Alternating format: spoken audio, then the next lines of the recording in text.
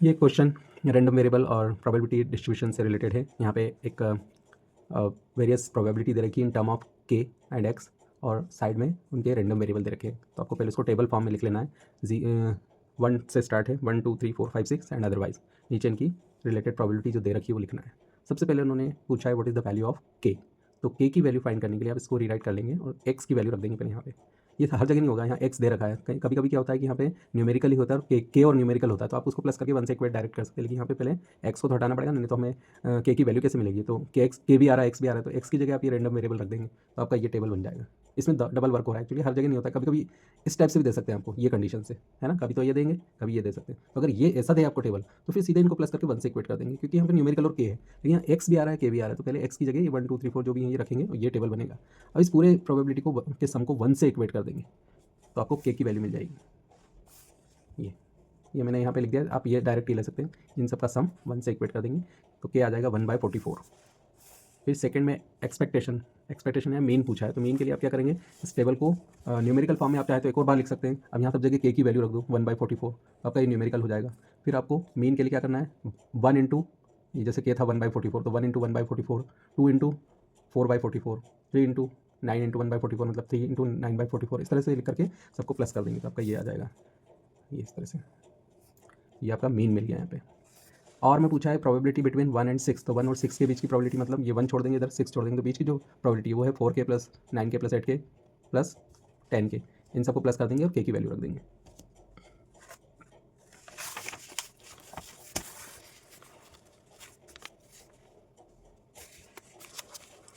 ये another question based on random variable and probability distribution. इस question में एक क्वाइन के बारे में बोला है। क्वाइन को टॉस करते हैं 2 बार और उसमें टेल्स के आने की प्रोबेबिलिटी को हम ऑब्जर्व कर रहे हैं। तो टेल्स की रैंडम वेरिएबल, टेल्स आने के रैंडम वेरिएबल और उनकी प्रोबेबिलिटी हमें फाइंड करके डिस्ट्रीब्यूशन टेबल बनाना है। तो यहाँ साइड में देखिए, पहले तो हम ये देखेंगे कि टेल आने की प्रोबेबिलिटी क्या होती है, 1/2, और टेल नहीं आने की प्रोबेबिलिटी मतलब हेड आने की प्रोबेबिलिटी भी 1/2 होती है। तो यहाँ हम पहले पी और क्यू मान लेंगे। पी मतलब टेल और क्यू मतलब नॉट गेटिंग टेल। तो पी हम टेल को मानेंगे और क्यू नॉट गेटिंग टेल। तो सबसे पहले P of X equal to 0 निकालेंगे, मतलब एक भी बार टेल नहीं आए। तो एक भी बार टेल नहीं आए मतलब दोनों बार क्या आए, क्यू मतलब नॉट टेल। तो पहली बार भी नॉट टेल, दूसरी बार भी नॉट टेल। 0 टेल आने की मतलब दोनों बार टेल नहीं आए, मतलब हेड आए। हेड को क्यू माना है और टेल को पी माना है हमने, तो क्यू इंटू क्यू। अब क्यू हेड आने की चांस होते हैं 1/2, 1/2 into 1/2, 1/4। P of X equal to 1, मतलब एक बार टेल आए 2 बार में से। तो टेल 2 तरह से कैसे हो सकता है, पहली बार में आ जाए दूसरी बार नहीं आए, या फिर पहली बार नहीं आए दूसरी बार आ जाए। तो P into Q plus Q into P. अब दोनों पी और क्यू दोनों ही 1/2, हेड आना भी 1/2 था, टेल आना भी 1/2, तो ये सब यहाँ रख देंगे। ये आ जाएगा आपका 1/2। P of X equal to 2 का मतलब है दोनों बार टेल का आना। ये सभी टेल के लिए, 0 टेल मतलब दोनों हेड, 1 टेल मतलब एक हेड है। एक टेल 2 तरीके से हो सकता है, पी क्यू क्यू पी। दोनों टेल मतलब P into P, that is 1/2 into 1/2, 1/4। And putting the values in this table we get this probability distribution table. इसको बोलते हैं प्रोबेबिलिटी डिस्ट्रीब्यूशन टेबल। क्वेश्चन में पूछ सकते हैं फाइंड द प्रोबेबिलिटी डिस्ट्रीब्यूशन, तो उसका मतलब ये है कि you have to make a table. अब मीन निकालने के लिए 0 into 1/4 plus 1 into 1/2 plus 2 into 1/4, 1/4, that is 0 into 1/4 plus 1 into 1/2 plus 2 into 1/4, that is 1/2 plus 1/2, 1।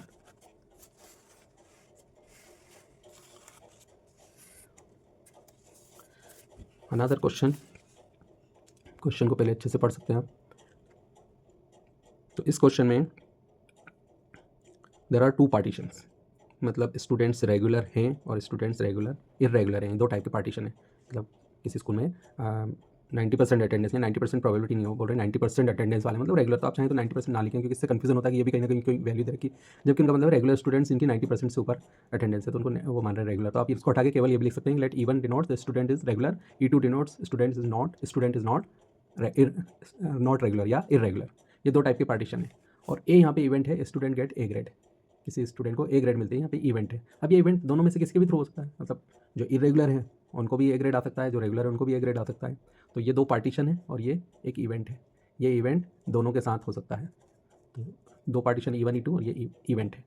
अब पहले हम इन्फॉर्मेशन कलेक्ट करेंगे। तो पी ऑफ E1 मतलब probability of student is regular, that is 20% दिया हुआ है इसमें कि 20% are the students having attendance more than 90%, तो वो रेगुलर में आते हैं 20%, बचे हुए 80% इरेगुलर स्टूडेंट है।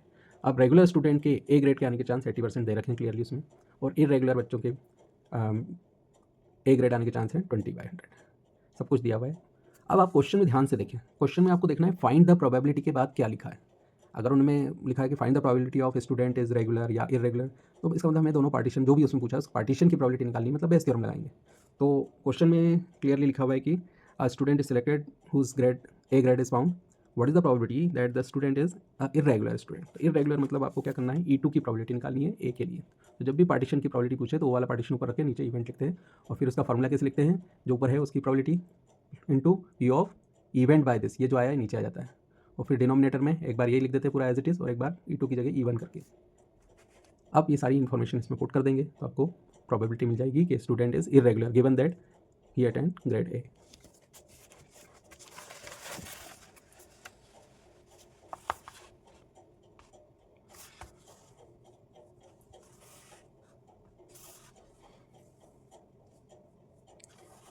ये दूसरा एक क्वेश्चन है, इसमें तीन वैरायटी दे रखी, P, Q एंड R, मतलब 3 कैटेगरी के पर्सन हैं जो भी।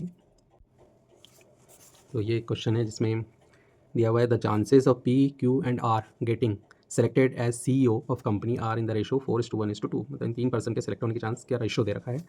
The probability for the company to increase the profit from the previous year under the new CEO PQR are 0.3, 0.8 and 0.5 respectively, मतलब ये जो भी CEO सेलेक्ट होगा उसके थ्रू कंपनी को प्रॉफिट होगा, इसकी प्रोबेबिलिटी दे रखी है। अगर P सेलेक्ट होता है तो इतनी, Q होता तो इतनी, R होता तो इतनी प्रोबेबिलिटी है।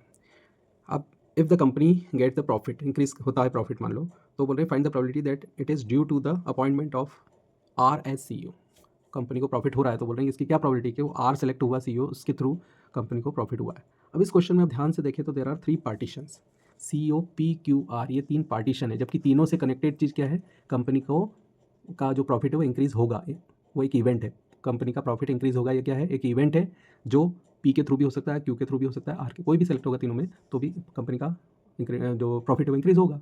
तो वही कॉमन चीज़ है, इंक्रीज़ होना, प्रॉफिट इंक्रीज़ होना एक कॉमन चीज़ है, वो तीनों में से किसी के भी थ्रू हो सकता है। अब प्रोबेबिलिटी को हम ध्यान से देखें तो प्रोबेबिलिटी पूछी आर की, मतलब उन्होंने एक पार्टीशन की प्रोबेबिलिटी पूछी है, आर सेलेक्ट होगा तो कंपनी को प्रॉफिट होगा, इसकी क्या probability, what is the probability of R. Probability के आगे लिखा है आर, मतलब एक पार्टीशन की प्रोबेबिलिटी उन्होंने पूछी तीनों में से। अब इस क्वेश्चन में आप सबसे पहले तो तीनों की प्रोबेबिलिटी लिख लेंगे। P सेलेक्ट होगा, इसकी प्रोबेबिलिटी कितनी, 4/7, क्योंकि जो रेशो दिया है उसमें 4:1:2 दिया है, तो 4 बाय टोटल सबका तीनों रेशो का +7। फिर Q का है रेशो में 1 आ रहा है तो 1/7, 2/7, ये तीनों की प्रोबेबिलिटी आ जाएगी अलग अलग। उसी रेशो जो है उस रेशो में उनके रिलेटेड रेशो के नीचे तीनों का रेशो का टोटल कर देंगे। फिर ए हम इवेंट मान लेते हैं, इवेंट ये है कि company gets profit, increase the profit या गेट्स द प्रॉफिट, ये एक इवेंट है।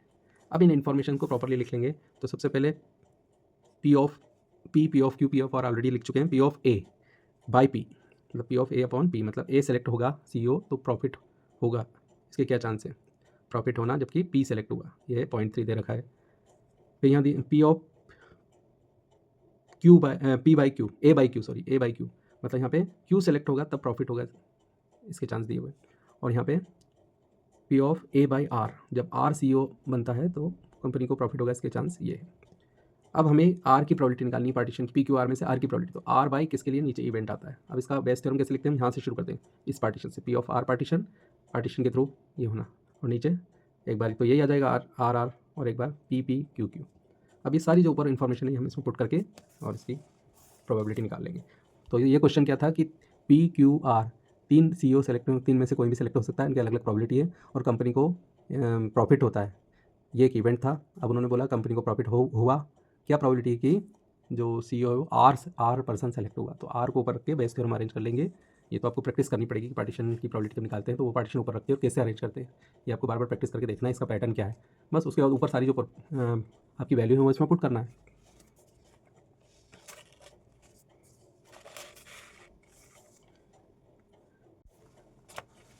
ये क्वेश्चन दिया हुआ है जिसमें एक कंपनी है, इंश्योरेंस कंपनी, और उसके यहाँ 2 टाइप के पर्सन का इंश्योरेंस होता है, एक वो जो एक्सीडेंट प्रोन है और वो जो एक्सीडेंट प्रोन नहीं है।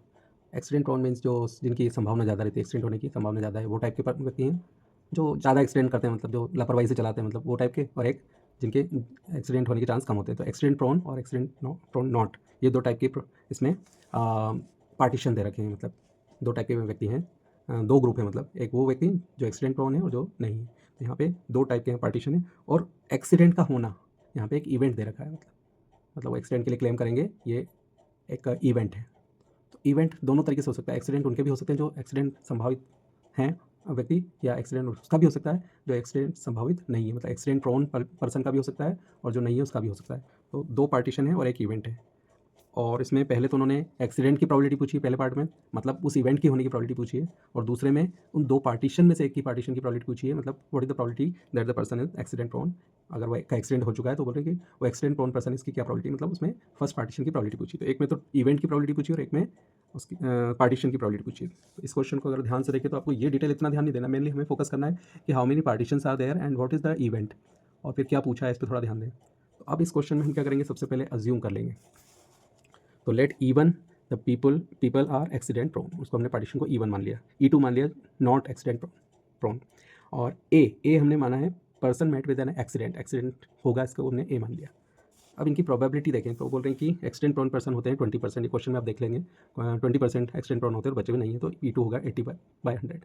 एक्सीडेंट प्रोन पर्सन के एक्सीडेंट होने की प्रोबेबिलिटी दे रखी है 0.6, और जो एक्सीडेंट प्रोन नहीं है उनके जो प्रोबेबिलिटी है वो 0.1 दे रखी है। अब फर्स्ट पार्ट में उन्होंने पूछा what is the probability of people met with an accident, तो एक्सीडेंट मतलब एक ही प्रोबेबिलिटी फाइंड करनी है यहाँ पे हमें इवेंट की, तो इसमें हम टोटल प्रोबेबिलिटी लगाएंगे। क्यों लगाएंगे, क्योंकि हो सकता है पर्सन एक्सीडेंट प्रोन हो और उसका एक्सीडेंट हो जाए, या फिर एक्सीडेंट दो तरीके से हो सकता है, या फिर वो पर्सन जो एक्सीडेंट प्रोन नहीं है और उसका एक्सीडेंट हो जाए, तो हम दोनों कंसिडर करेंगे एक्सीडेंट के होने की प्रोबेबिलिटी के लिए। और दूसरे में बोलें कि एक्सीडेंट हो चुका है, a person met with an accident, what is the probability he is accident prone person, तो यानी E1, एक्सीडेंट प्रोन को E1 माना, तो E1 की प्रोबेबिलिटी पूछिए, तो E1 ऊपर आ जाएगा, ये बेस्ट थ्योरम लगेगी इसमें। तो P of E1 P of A/1, नीचे P of E1 P of A/1 plus P of E2 P of A/2 रख के, और ये ऊपर वाली वैल्यू पुट कर देंगे इसमें। So another case based question है, इसमें लिखा है कि अल्का बॉट केजेस 2 केजेस, उनमें एक में एक 5 पैरेट, फर्स्ट केज में 5 पैरेट 1 ऑवल है और सेकेंड में 6 पैरेट्स हैं, और बोल रहे हैं कि एक एक बर्ड उड़ जाते हैं, और पिंजरा खुल जाता है और उससे 2 बर्ड्स उड़ जाते हैं और 2 वापस आ जाते हैं। तो 2 बर्ड्स उड़ना और 2 वापस आने के 3 कंडीशन हो सकती है, वो हमें ध्यान से समझना है, और फिर उससे रिलेटेड उन्होंने 2 प्रोबेबिलिटी पूछी है। तो यहाँ पे पहले पिंजरे में 5 पैरेट हैं और 1 आउल है, और इधर 6 पैरेट है। तो इधर से एक एक बर्ड, 2 बर्ड उड़ने के 2 तरीके हो सकते हैं, एक पैरेट एक आउल उड़े, लेकिन यहाँ आना भी शामिल है, आना भी देखना है हमें, तो इसलिए 3 कंडीशन हो सकती है, एक पैरेट एक आउल उड़ा, एक पैरेट एक आउल वापस आ गया। दूसरे केस में एक पैरेट एक आउल उड़ता है इधर से, लेकिन इधर से 2 पैरेट वापस आ जाते हैं, क्योंकि 2 बर्ड्स आना है, 2 जाना है, 2 आना है, तो 2 बर्ड आने वाले एक केस में तो एक एक हो सकते हैं दोनों, एक एक गए और एक एक वही वापस आ गए, या फिर एक एक गए लेकिन आए 2 एक टाइप के 2 पैरेट, और तीसरे केस में 2 पैरेट उड़े और 2 पैरेट ही आ गए। ये 3 केस हो सकते हैं, एक एक गए एक एक वापस आ गए, एक एक गए 2 एक टाइप के वापस आ गए 2 पैरेट, 2 गए 2 पैरेट और 2 पैरेट वापस आ गए। तो इन तीनों कंडीशन को आपको यहाँ पे लिखना है। पहले केस में एक एक गए, तो एक एक गए तो 5 में से एक और एक में से एक गया, तो इधर एक एक गए तो उधर 6 थे पैरेट, तो 7 पैरेट एक आउल है, तो एक एक वापस आ गए, 7 में से एक में से एक वापस आ गई, जाना इधर है आने वाला इधर लिखा। दूसरे केस में भी एक एक गए, तो 5 पैरेट में से एक गया, 1 आउल में से 1 आउल गया, उधर हो गए 7 और 1, और आए 2 पैरेट, तो 7C2। तीसरे केस में 2 पैरेट इधर से गए, तो 5C2। ये मैंने ये तो टोटल लिखा है, इसको नहीं देखना अभी। अभी यहाँ ये मान के चलना है कि इधर तो 5 पैरेट और 1 आउल है, उनमें से 1 दिख रहे तो वापस आ गए, उसके बाद का टोटल लिखा हुआ है, तो इसको ध्यान नहीं देना। हमें तो इन पर देखना कि जो फर्स्ट केज है उसमें 5 एक है, 5 एक में से 5C1 1C1 गया, 5C1 1C1, और दूसरे केस में 5C2, 5 पैरेट में से 2 गए, 2 बढ़ जाने 2, लेकिन आउल नहीं गए, और इधर रिटर्न हुए 2, तो 1 1 गए 1 1 आए, 1 1 गए 2 पैरेट्स आए, 2 पैरेट्स गए 2 पैरेट्स आए, ये हम यहाँ लिख लेंगे। लेकिन जब वापस आ गए तो अब कितने हैं, जब यहाँ से एक एक गए थे और एक एक वापस आ गए तो जितने थे उतने ही है। दूसरे केस में यहाँ से एक एक गए लेकिन आए 2 पैरेट, तो कितने हो गए हैं 6 पैरेट्स, क्योंकि एक एक गए थे तो यहाँ कितने थे 4 पैरेट बचे थे, बस ये एक चला गया और इसमें से एक चला गया, तो 4 पैरेट बचे थे और 2 पैरेट आ गए, तो कितने हो गए दूसरे केस में 6 यहाँ पे। तीसरे केस में यहाँ से 2 पैरेट गए तो कितने बचे यहाँ पे 3 एक, और आ गए 2 पैरेट, तो कितने हो गए 5 एक वापस। तो ये टोटल वापस आने वाली कंडीशन है कि गए और वापस आए, तो ये 3 सिचुएशन बन सकती है। अब इनसे रिलेटेड उन्होंने प्रोबेबिलिटी पूछी है। पहले में उन्होंने पूछा है फाइंड द प्रोबेबिलिटी दैट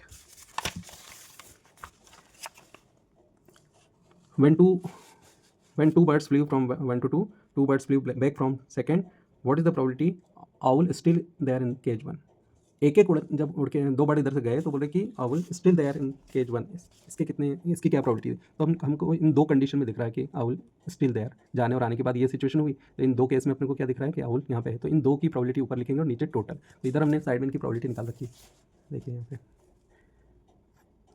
5 × 7, मतलब दिस एंड दिस करेंगे तो 5C2 सॉरी 5C1 5 होता है, 1C1 1 होता है, तो 5 एंड ये एंड नीचे वाला भी मल्टीप्लाई करेंगे तो 7C1 × 1C1 7, 5 7 जा 35। दूसरे केस में 5C1 1C1 मतलब 5C1 5 होता है, 1C1 1 होता है, 5 इंटू आने के लिए 7C2 को फार्मूले से करें या डायरेक्ट कर लेंगे 7 × 6 / 2 × 1, तो ये मल्टीप्लाई में आ जाएगा। डिवाइड नहीं है, एक जाना और आना है, तो जाना एंड आना एंड है इसलिए मल्टीप्लाई कर रहे हैं। तो 7C2 ये होता है 7 × 6, 7 को 2 बार लिखे नीचे 2 × 1, तो ये आ जाएगा। तीसरे केस में 5C2 तो 5 × 4/2 और 8C2 मतलब 8 × 7/2, ये आ गया। तो ये तीनों को प्लस कर दें तो टोटल प्रोबेबिलिटी। अब पहले उसमें उन्होंने पूछा कि आउल इज स्टिल देयर, तो इन 2 केस में owl still there in cage 1, तो इन दोनों को प्लस करके टोटल से डिवाइड कर देंगे। ये 2 फेवरेबल आउटकम्स हैं जबकि टोटल ये है। तो क्या हो जाएगा, फर्स्ट और थर्ड वाले के जो कंडीशन उनको प्लस करके टोटल नीचे कर देंगे, तो ये 3/4 पहले का आंसर आ जाएगा। सेकेंड में उन्होंने पूछा है कि एक एक बर्ड उड़े उसके बाद owl still there in cage 1, उसकी प्रोबेबिलिटी पूछी उन्होंने। तो एक एक गए तो ये 2 वाले हैं, लेकिन उनमें से इसमें तो एक आउल नहीं है, स्टिल इसमें ही है, तो क्या आ जाएगा, ये फेवरेबल हो जाएगा टोटल ये पूरा। तो 2 केस है, पहले में तो उन्होंने पूछा कि केज 1 में still there in owl is still there, तो वो 2 केस हैं, तो उनका दोनों को प्लस करके टोटल से डिवाइड करेंगे। और दूसरे में उन्होंने बोला 1 के बाद owl still there in cage 1, तो 1 ये 2 केस है, तो इनमें यहाँ तो नहीं है, यहाँ आउल है, तो एक ही आएगा बस, और नीचे तीनों का सम।